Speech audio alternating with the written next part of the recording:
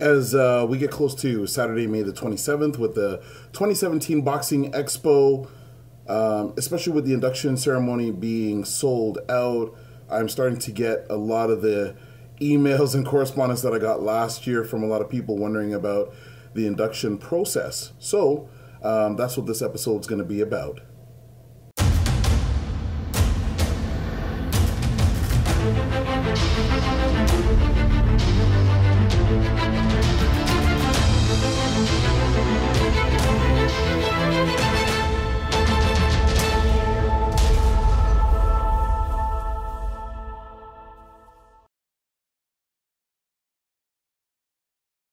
Welcome to the DO Boxing Show. I'm your host, Dameon Okposio, and you haven't seen me in a few days because I've been busy putting together this event that's going to be taking place. So there's 3 events: the boxing trade show, the induction ceremony, and the live amateur boxing matches, which is all going to be happening on Saturday, May the 27th. Very excited about the day. The DO crew, man, my guys, I'm extremely proud of them, and they're going to be on hand helping, so you're going to be seeing a lot of regular faces. I'm going to touch a little bit on the whole day first, and then we're going to talk about the induction selection process, since I get a lot of correspondence with that. So first off, with the boxing trade show, there's still booths available. The booths are only $200. And I always encourage people, whether they're fighters, businesses, or they have something related to the fitness, grooming, fight fan, or fight industry, I encourage them to get a booth, because you may spend $200 in posters, but here, $200 for a booth, and you get exposure, you get to make contacts. Trade shows are not just about the traffic that you get walking through the door, but if you're smart as a vendor, you'll take an opportunity to get on and meet all the other vendors that are there, because they paid for their booths. So these are people that spend money within the boxing industry. They're serious about the fight game. They're serious about their business, and you're going to make contacts that may go on for a long time. They're long-lasting business contacts. So there's many, many ways to make a trade show valuable for yourself. I've done a number of them this year. So I'm looking forward to this trade show and seeing the different vendors and finding out what people have to offer and what's going on. With the live fights, they're going to be done through the Ontario Boxing Association. We always have exciting fights, and even with the Ontario Boxing Association this year, with their Golden Gloves and all the shows that they've had, they've all been extremely exciting matches, extremely exciting. So Brody Boone's the matchmaker. He's phenomenal at his job. I've said it numerous times. He's really good at putting matches together, and I think that this night's going to be no exception. There's going to be amazing fights. It's $20 in advance, $20 at the door. Once we sold out, we're sold out. So I think we're around the 200 ticket mark in terms of tickets sold. But, get your tickets, contact me if you want them. I will travel anywhere in the GTA to drop them off. You can't get better service than that. There's still enough time for me to mail them, but as we get closer to the date, maybe 2 weeks out to the event, I won't be mailing any tickets out, because it just won't make sense. You can pick them up at the door. You give me your name. You can pay by, Interact, or what's it, e-transfer payment if you want to secure your spot. Now moving on to the Ontario Boxing Hall of Fame induction. This is our 2nd year, and for a lot of people that don't do their homework but just like to comment, this is the 2nd year of inductions. I took over the Ontario Boxing Hall of Fame in 2002. It was established in 2000. There is an Ontario Boxing Hall of Fame page, and you can read about it there on Facebook. The origin, just scroll down to the very bottom. The first few entries will explain it for you, and there's other videos that I've done over the last year on the Ontario Boxing Hall of Fame. Just Google those, or search them through YouTube. Just go into the YouTube search engine and type out Ontario Boxing Hall of Fame or OBHF, and you'll see those videos coming up. This year sold out. We've got 11 inductees again for the 2nd year, And I've gone large because there's so many people that can be inducted and so many people that are worthwhile.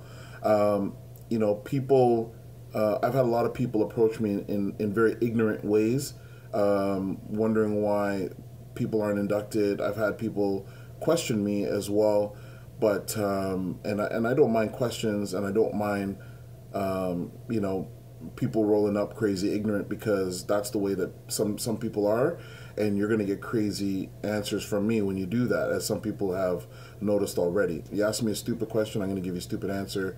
Yeah, you come at me in a crazy way, I'm going to respond in a crazy way. But you know, if you ask me in a normal way, I'll respond in a normal way as well.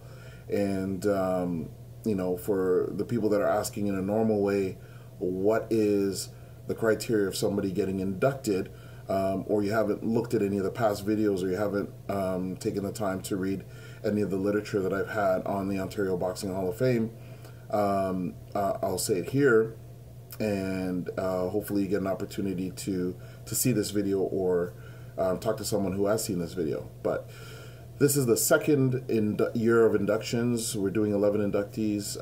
Going forward, we're looking at lowering it to maybe 5 inductees a year. We have a master list right now, and there's probably I'd say close to about 90 names that have not yet been inducted that are eligible for induction. When I say we, I am talking about a group of people that help me make decisions on who I induct. I have the final say, but I'm not the only person making the decision. I'm smart enough to know that I don't know everything about everyone that's been in the game of boxing. A lot of names I haven't heard of, and you know, anybody that I do induct, I want to run it by other people that I trust in the fight game. I trust their knowledge, and get a second opinion that the person is the right person. So, you know, all of the inductees that have been inducted so far were the right people at the right time. And, you know, as far as criteria goes, what is that based on? Well, it's based on their accomplishments, either amateur or professional, and their contribution to the sport of boxing in Ontario. Now, what weighs heavier than the next? There's no set criteria for that. That is based on the opinion of me and the people that are making the decisions.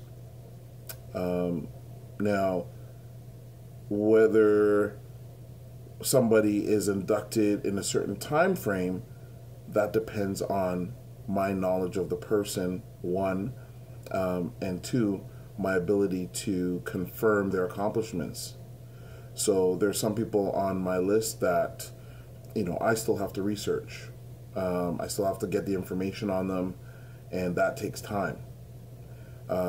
So, you know, if you are petitioning for someone to be inducted into the Ontario Boxing Hall of Fame, well, first, number one, introduce yourself in a normal human way, which is, you know, hello, my name is so-and-so, and I think that you should look at this person to be inducted.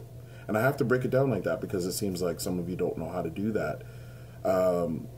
So it is going to be the probably quickest way for me to put someone, you know, at the top of my list in terms of looking at them. If somebody presents somebody's name in human fashion and says, hey, I think this person should be inducted, and then, you know, give me the information about them.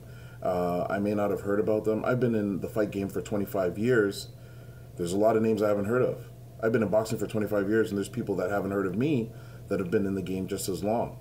So, you know, you can't assume that everybody knows everybody that's in the game, especially because the sport of boxing in Ontario has been hibernating for a long time. Boxing's never dead, but in the province of Ontario, it's extremely sick because there's a lot of, you know, petty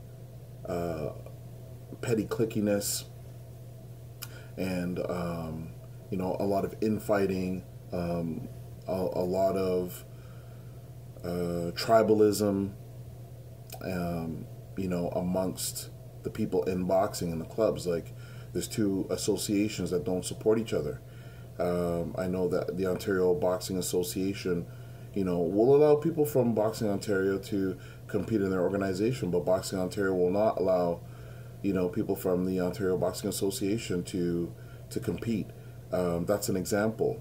The amateurs and professionals, there's no pro-ams allowed in this province for a number of years when the Ontario Athletic Commissioner was Kanayashi. That's a fact. With Boxing Ontario, when they are throwing events or tournaments, they'll usually only have one equipment manufacturer there, even though there are numerous good quality equipment providers around. That's fact. So there's a lot of petty infighting, and the knowledge it doesn't get around in terms of who is doing what. And I've never seen a record book or anything official in any of the public libraries about people in Ontario or Ontario fighters. So that's what I'm bringing to the table, and I'm using my own money to do it. These events are sponsored by me, and I'm putting up 100% of the cost to make it happen. So when it comes to the selection process, that's how the selection happens. You got somebody that you feel should be inducted, not a problem. Present them to me, give me their information, and give me an opportunity to do my own research and confirm that they have made the accomplishments that they made, or that their record is what it is, and everybody will get a fair shake. Not everybody can be inducted at the same time. I'm not going to have an induction of 200 people. Doesn't make any sense. I'm not going to have an induction of 100 people at one time. Doesn't make any sense. It happens over time, and it's a gradual thing, and it's about a celebration about the people that are currently getting inducted. So, the other sickness in Ontario boxing is the jealousy, and we're celebrating the accomplishments of 11 people at the end of this month that have made major contributions to this sport. They deserve the respect of having those accomplishments celebrated, without people's jealousies getting in the way of that. So, it is what it is, and I'm not deterred by it. I'm not going to stop doing what I do in terms of building the sport of boxing. But for those that are genuinely interested in seeing the people that they want in there and are wondering how it can happen, this is your episode to take notes from. Get in contact with me. My phone number is all over everything. I try and get out everywhere. I'm approachable, and I'm always open to ideas and different names of people, because this is a project that I'm going to be doing for the next 20, 30 years. So, I wanted to maybe clear the air, because over the last couple of weeks I've been getting a lot of correspondence from people, and to the fighters that are sending me information, if you want to ever dispute the current inductees, you know what, I'm more than willing. We'll set a time and date. We can meet at a Tim Hortons, and even though I don't need to, there's no need for me to justify the accomplishments of someone that you can look up yourself. I will. And if you want to go over your specific record, let's get a coffee. We can go over your record, and I'll get the fight facts or the box rec, and we'll go through your opponents, go through the accomplishments, and figure things out. There's a right way and a wrong way to do things, but feel free to communicate with me. Send me a private message, email. The drill, I will say it at the end of each show. If you want to contact me, you can contact me through Twitter. If you have any questions, you can contact me through Twitter at DOKPOSIO, through email okposio@hotmail.com.